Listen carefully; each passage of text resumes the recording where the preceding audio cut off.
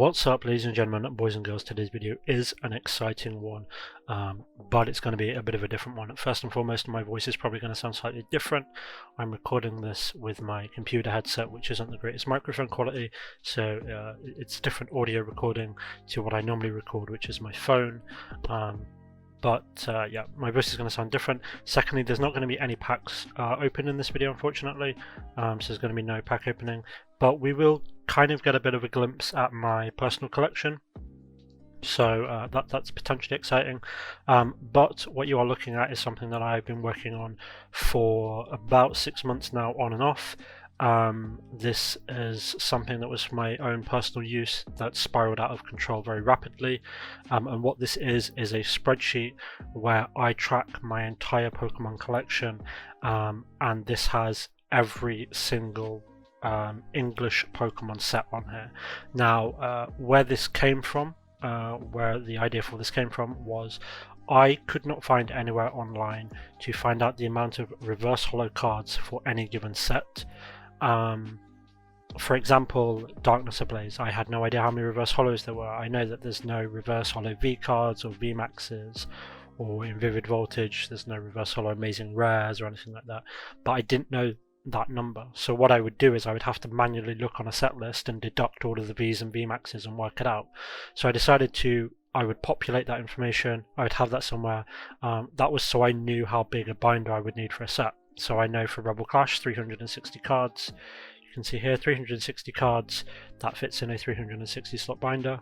Then I can see Chilling Reign, for example, a little bit bigger, doesn't fit in a 360 slot binder. So this was a way for me to know how I can store my sets, whether I can fit 2 sets in a binder together or just the one. So that's where this came from. I need to know the reverse holos, the amount of reverse holos. Secondly, I was tracking a couple of my sets in an online spreadsheet, and what I decided to do was to take that spreadsheet and apply that to every single set that has ever been released in the English Pokemon. And what I have in front of me and what you are looking at is that is a spreadsheet with every single English Pokemon set, and total cards in those master sets. Now, a master set to me is every card you can obtain from a booster pack. I do not include things such as theme deck cards or promo cards or cosmic holos or anything like that.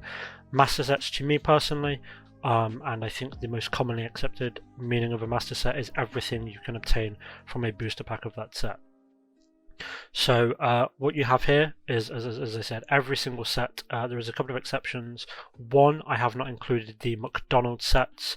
I will eventually add those, but right now I don't have them on here. They would only take a few minutes to do, but I don't have them on here. And I haven't included the Black Star promo sets. Obviously, each generation has its own promo set that spans the entire generation. I haven't included those. But I will eventually include those. However, every set that you can buy a booster pack for, booster box or an ETB or whatnot, is on here. And I'll just show you some of the sets so you can see what it is. So for example, here we have the first edition base set.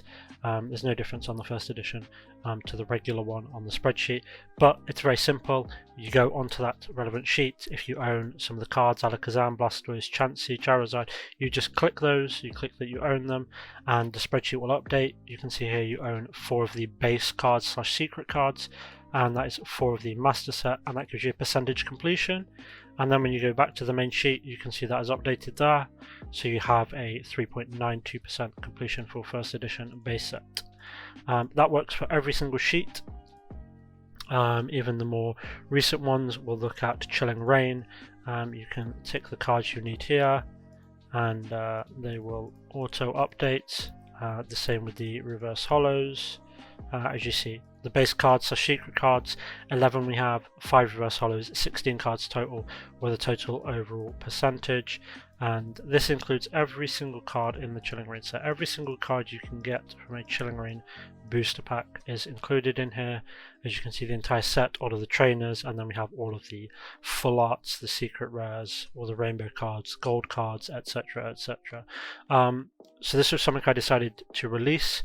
I personally prefer to keep track of my Pokemon collection through this kind of sheet as opposed to an app. I know there are some apps that do this, probably more user friendly, but for me personally, I prefer to use this. Here we have my version of the sheet. So this is my Pokemon collection so far. As you can see with some of these sets, I have quite a good completion on them, and as you complete more and more of the set, the cell changes color, so you know when you've fully completed a set. So for example, we have Vivid Voltage is a set that I am working on. Vivid Voltage, Darkness Ablaze and Shining Fates are the 3 sets that I'm currently actively trying to finish. I'm making purchases towards those. If we look on Vivid Voltage, we can see I own all of the cards except some of the full arts and secret rares. The Pikachu VMAX obviously is the big one that I don't own. That's going to be the biggest cost, but I hope to get that completed soon. And then Darkness Ablaze, I technically need more cards in Darkness Ablaze, but it's going to be much easier to complete because I need some random reverse hollows. I need simple cards like a non-hollow Galarian Darmanitan, just a couple of the basic VMAXs. You'll see when I get to the full arts and the secret rares we have a lot more of them. So it should be much easier for me to complete. We obviously have the Charizard VMAX. I actually have a duplicate version of that, so I could even trade that in and probably complete a good chunk of the set. So these are the 2 sets that I'm working on, and then we also have Shining Fates, which needs a lot more, but it's all just baby shinies, and a random Lapras. We have the Charizard, we pulled that. So this is how I keep track of what I need. You know, if I decide, okay, I've got some money, I want to go buy some cards, I'll pull up my Shining Fates and I'll look at the cards I need and I'll go hunt eBay or something like that. Now, one of the really good things about this spreadsheet that I personally like is when a new set is released, with my binders I have the base set cards first, then the secret rares, and then I have all of the reverse hollows after that. I know some people will alternate, so for example with Chilling Reign they would put Weedle first and then Weedle reverse hollow next to it, then Kakuna second, Kakuna reverse hollow next to it, etc, etc. For me, I go all the way through the base cards and secret cards. The first 200 cards and the first 233 cards of Chilling Reign will be base cards, and then I will start populating the reverse hollows. But the really good thing about this is I always struggle to know where to put my reverse hollows, because, you know, if I haven't opened any Chilling Reign and I pull let's say I pull Inkay reverse hollow first pack, how do I know where to put that in the binder? Yes, it's the 69th card of reverse hollows, but I know it's not the 69th reverse hollow. Now, the really good thing about this spreadsheet that I really like is if you take Inkay and you move across, you just highlight across, you will see it lines up with Curlier, which is the 60th regular slot card. That means that I know Inkay is the 60th reverse hollow in the set, even though it is card number 69. So that means I can count the pages, whether that's a 9 slot binder or a 12 slot binder. A 12 slot binder for Chilling Reign, it is a 12 slot binder I use, so I know that 60 is the end of the 5th page of reverse hollows. So that's one of the really good things about this sheet I like. It's easier for me to keep track of reverse hollows. So yeah, now I'm releasing the sheet to the public. This is obviously my copy here. I'm releasing the sheet to the public. There's going to be a link in the description. If you do make a copy of this, what I will say is it can take about 5 to 10 minutes to populate the data. I'm not exaggerating when I say this has roughly 100 tabs, maybe more. You can see I'm scrolling along the bottom here. Hundreds of tabs, literally every single set. All of these sets are fully populated sets. No matter which set we click to, I have them all there. So this might take about 10 minutes to populate the data, and the images, as you'll notice on the one that sometimes the images don't load, but I think they will eventually start loading. I did notice when I refreshed this a couple of times the images would load, sometimes they wouldn't, but the images aren't too important. It's just the set logo and my personal logo. It's not the end of the world. So part of the reason that I hadn't got this out before is because I didn't know how to update this and then get the update out there. I wanted to think of a way to create a patch system where I could have a script and you could input a code and that would link your sheet to this main sheet, and then when I updated it you would download the update. but that's just too much work. So I'm going to do it in a very simple way, but it's a manual way that you will need to follow every time I update the spreadsheet and add new sets to it. So as you will see on this spreadsheet, I do not have Evolving Skies. So the last tab I have is the Chilling Reign set list. So when I update the main set list here, this main spreadsheet, sorry, what I will do is I will add like a notes tab to it, so you can see when I've last updated it and what I updated. You will need to do the following. So Evolving Skies, you will go to Evolving Skies set list, you will right click the page, and you will copy to an existing spreadsheet.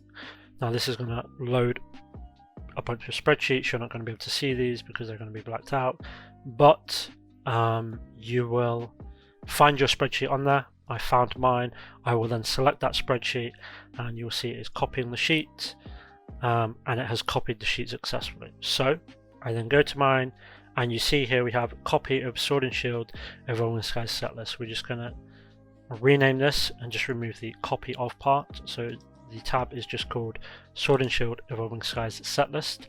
We're then going to go back to the main spreadsheet. This is the one that doesn't have any populated information on it, and we're going to copy all of these 5 cells, 6 cells even, and we're going to Control C, that copies them. We're going to go to our personal set list, and we are going to Control V.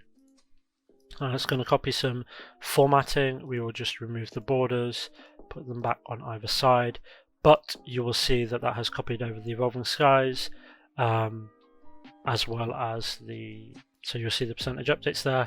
Now, as you see here, this isn't linking to anything. So what we will do is you're going to go to the Evolving Skies tab, and you're going to copy the URL in the top, press Control C. Each tab has its own unique URL. You are going to go back to the main sheet, and then you're going to click the Evolving Skies tab, right click, edit link. This is an old link that has been copied from the previous spreadsheet. Just press Control V, apply that, and what you will see is then that updates it, so you can go straight to that sheet. Every sheet should be able to go back to the main spreadsheet, and from here you can go to every sheet. It would have been too much work to make people have to scroll through all these sheets.